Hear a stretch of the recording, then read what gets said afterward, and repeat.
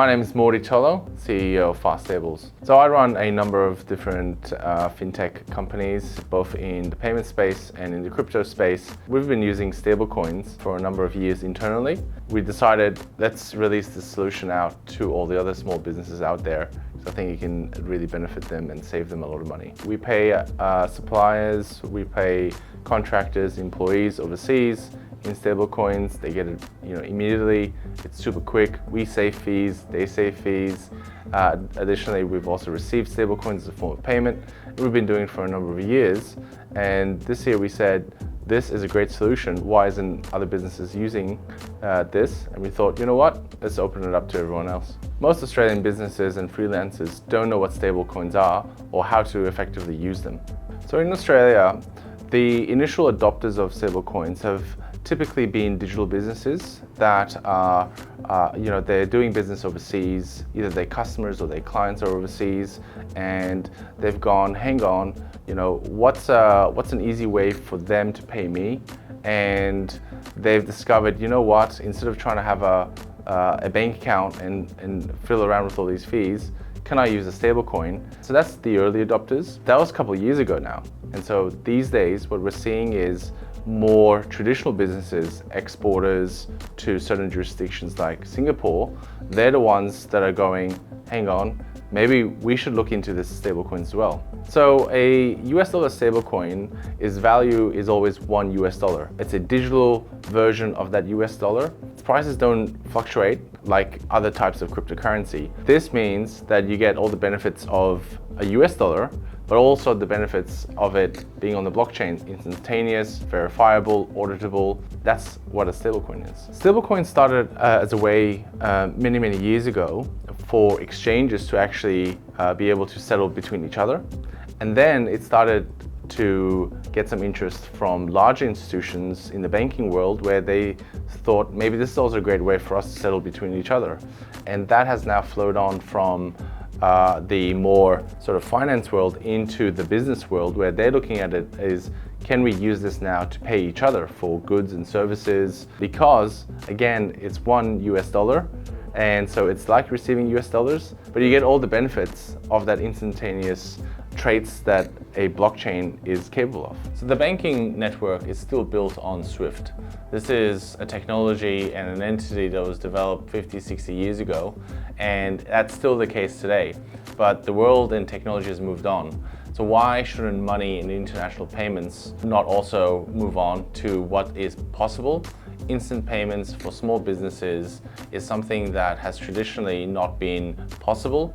It's the realm of the big companies, BHP Billiton. They can negotiate these rates and speed times with the big banks. When you're a small, medium business, you don't have that luxury. And so stablecoins opens up that world to you, and you can receive US dollars from any country around the world instantaneously within 2-3 minutes. The fees are far better than any bank out there. And so you get all those benefits without needing to be BHP Billiton. So we've seen startups that have raised money overseas from Singapore. The investor from Singapore has sent through US stablecoins back to Australia, and that startup in Australia has received it within 2-3 minutes. They've turned it into Australian dollars on FastStables, and they've had that in their bank, within 10 minutes, and it's happy days, right? There's no other payment method that can even come close to that. If they were to do that in the traditional way, it would have been at least 3 to 4 days minimum, and thousands of dollars in fees, as that was quite a large transaction.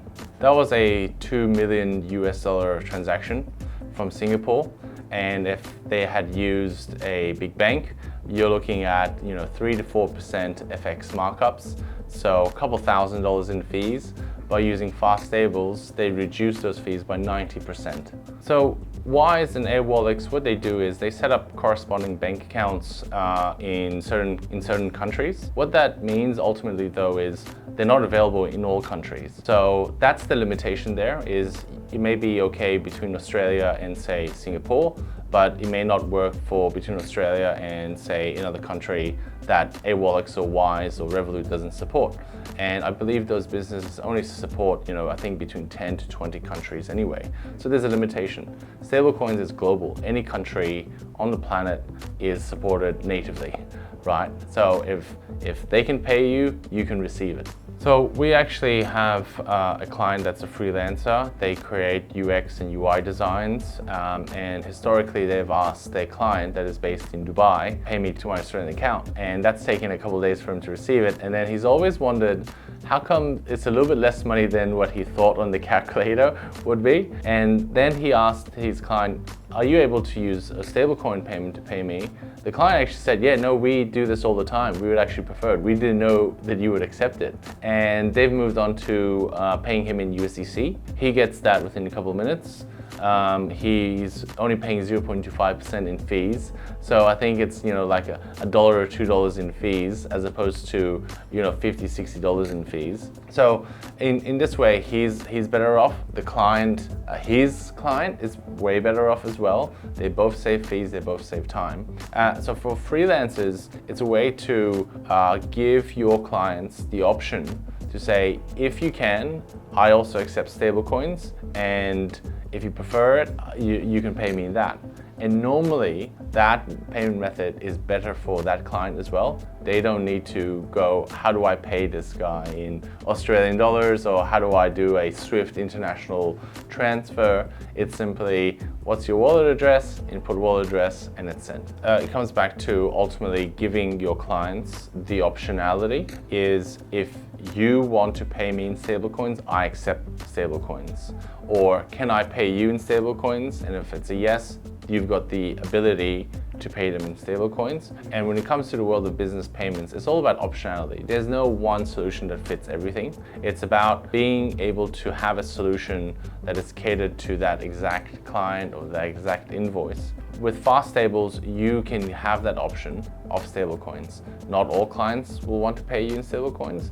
Not all people will want to accept stablecoins. But if they do, you can offer them that option. In many countries around the world, their currency, their local national currency is in a state of fluctuation. We're talking about inflation rates of double digits, 50, 60, 100%. And so for them, saving in their local currency is basically losing money every day. It's better to save in cans of tuna than it is to save in their local currency.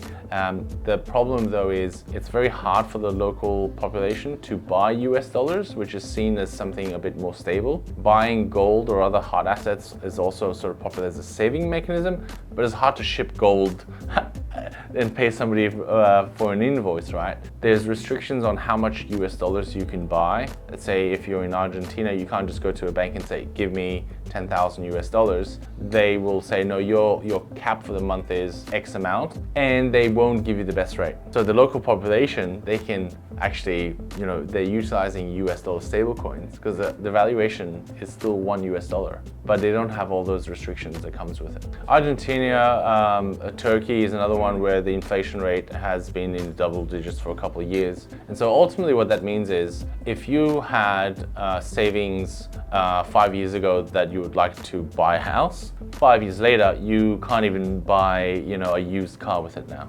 right? So that's that inflation is, you thought you could, you've got money for retirement, and now that money for retirement can't even buy, the week's groceries. You've worked, 40, 50 years to save up, some money for your retirement, and then within a couple of years, all that money has become worthless. It's 90% reduced in value.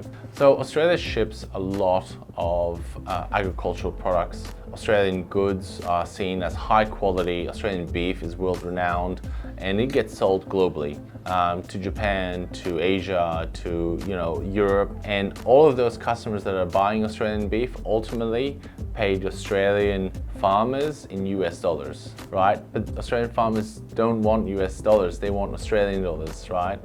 So ultimately they're using another banking provider to be able to accept the US dollars, turn that in Australian dollars, and then they pay those fees. fees. With FastStables, they can have that optionality to request it in US stablecoins, have that be received within a couple minutes, turn that into Australian dollars within a couple minutes. And that's also improves cash flow as well. Instead of waiting 3-4 days for the transfer to come, you can get that within a couple minutes, and you sort of just multiple that. It's not one invoice, it might be 10, 20, 30 invoices in a month, and each invoice you're receiving it 3-4 days faster. And so it improves cash flow, it improves predictability, and you also save fees. The transfer gets made, the client says, I've sent to you, you haven't received it, you're second guessing, did they send it to the right account? Did I give them the right account? And so for the next 3 days, you're sort of just like, hoping that it arrives fine. And it's always nerve-wracking when you're sending international payments, right? You're entering a SWIFT code, you're entering the bank's address. And it's not as simple as, pay IDing your mate here. It can get quite complex. Whereas with a stablecoin payment, it's just one line, what's the wallet address, and it's fairly easy to send it. Australia has a lot of talent in industries where they're offshore. There's a lot more creative work and design work that happens overseas than in Australia. And so a lot of Australians work for clients that are based in the United States, that are based in Europe, and ultimately those customers, their clients or their employers pay them in US dollars or a form of US dollars, and ultimately it's that person in Australia that has to go, now what do I do with this US dollars? I need to buy groceries, I need to turn it back to Australian dollars. So by utilizing stablecoins for your business, you can actually make it far easier for both the party paying you and for yourself, where you save on fees and time, and it's better for your cash flow as well. On faststables.com, you can turn any of your balances into the other form. So if you have US dollars in there, USDC, USDT, you can turn it into Australian dollars within 10 seconds. Or if you have Australian dollars and you want to turn it into stablecoins, you can do that within 10 seconds. And so that ability is very, very fast and efficient. And if you need to withdraw some or all of it, that takes only a couple of minutes as well. So ultimately, we've designed this for small to medium businesses to be able to benefit as if they had the power to negotiate on fees and on speed, but at the same time, benefit from all that big blockchain technology. On faststables.com, our fees is 0.25%, which is better than any bank in Australia right now. And we can do that precisely because we are utilizing stablecoins. There's a lot less fees when you're using blockchain technology. There's less overheads, there's more liquidity in the markets, it's more easier to integrate. And so for us, we can offer those rates because it's so easy to be able to integrate into the blockchain network. It's great for agencies that may have contractors or employees that work globally. There's an agency that has 50 contractors out throughout the world, and normally they have to sort of pay in different banks and different this and different that, and it's quite cumbersome for the accounting and bookkeeping department to reconcile it all. They're using now stablecoins to pay 50 employees globally. Those employees actually prefer it in stablecoins because they can easily turn that into whatever currency they need to wherever they are in the world.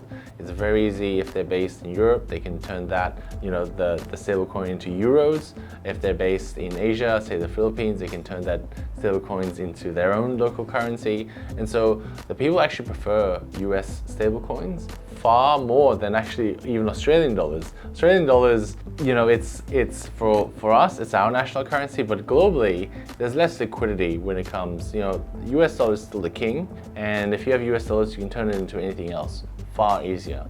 And so you get that benefit. So that's a use case, I think, for agencies is if you have a lot of people you need to pay on the regular and they're based overseas, stablecoins can actually cut down on time, they can simplify the entire process and benefit both your business in FX fees and the person you're paying in that they can turn the US dollar stablecoin to whatever currency they want it to. So US dollar stablecoins means that one USDC or a USDT, the two most dominant stablecoins out there, means there's a one US dollar in a bank account sitting in the United States. So it's 1-to-1, right? And that's how it keeps its value, is ultimately anytime if you want to turn your US dollar stablecoin back to physical US dollars, you have that mechanism available to you.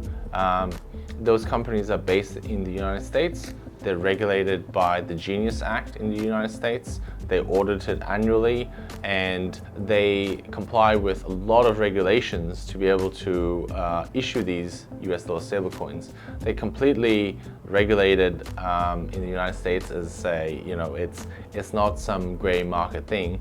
This is a product, by the way, that banks are using themselves to settle between each other in the tens of billions of dollars a day, right? So they're not going to be using a facility that could put them at risk. So why not get the benefit that they're already enjoying for your business? So the Genius Act is the United States' latest regulations and laws around stablecoins and how it's regulated. It's introduced a couple very strict and stringent requirements for stablecoins in the United States. One, they must be audited every 12 months. Two, they must be one-to-one pegged to United States dollars that is held in the United States. So you can't create a US dollar stablecoin unless there is a US dollar behind it. Three, there is limitations on interest-bearing yield products out there. So they're not to be treated like a bank account. They are a digital form of an already issued US dollar, right? So stablecoin companies cannot create new US dollars. They must only digitize existing US dollars already.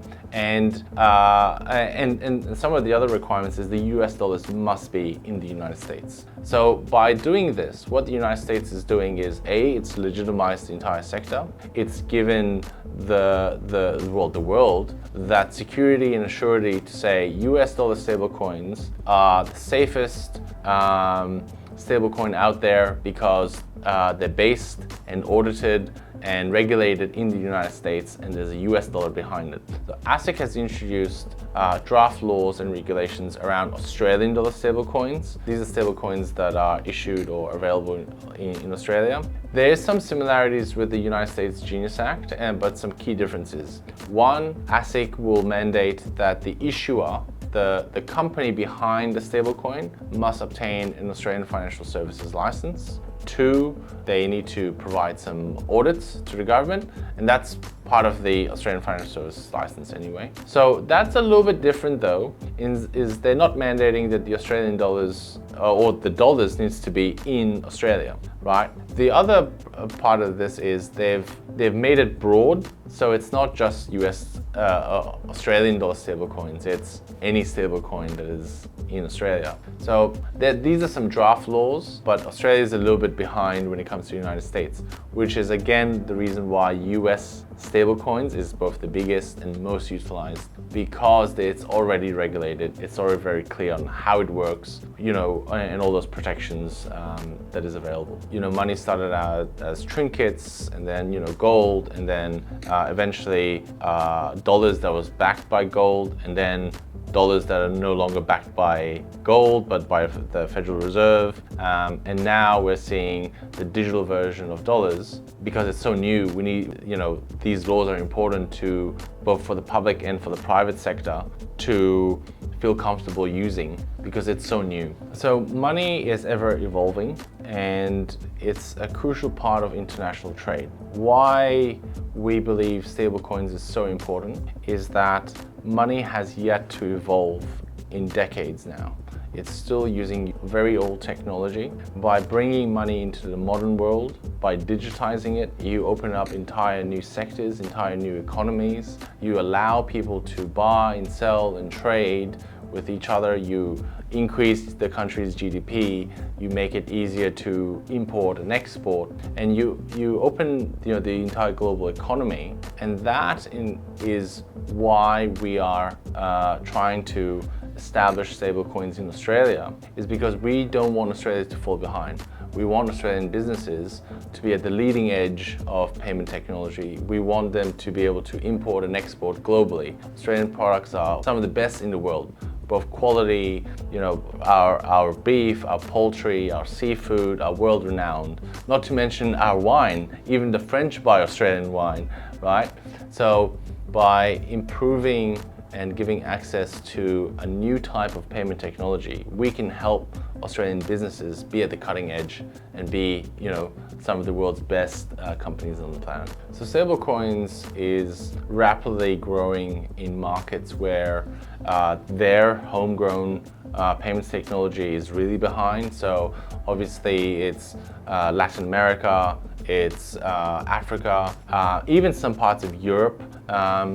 They don't have the luxury of instant payments, and for them, stablecoins has become a massive lifeline for those businesses to be able to conduct business globally, to be able to accept payments, to be able to make payments. So from that perspective, it's growing fastest from an adoption there. And then we're seeing the adoption in really modern economies. So we're talking about the United States, we're talking about Singapore, Dubai, where they've got leading technology sectors, and ultimately it just means they know of it and they use it day to day. Australia, on the other hand, we are a little bit behind.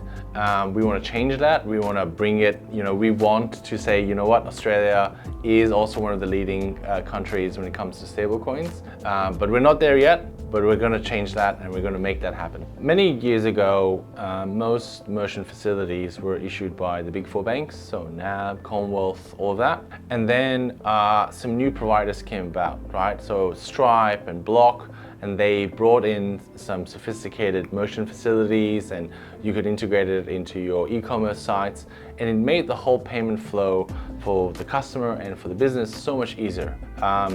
That's that same opportunity now, where it's so much better, but it's still new. And so obviously what we're advocating is that it's just another payment option. You don't have to dismantle what you've already got. It's just an addition to what you already have, and optionality in business is a massive strength. If you can give your customers the ability to pay you in different currencies, or in stablecoins, with a credit card, with a bank transfer, with a Pay ID, ultimately your customer wins, and it's your customer that will likely come back to you because you've given them the easiest way to pay you.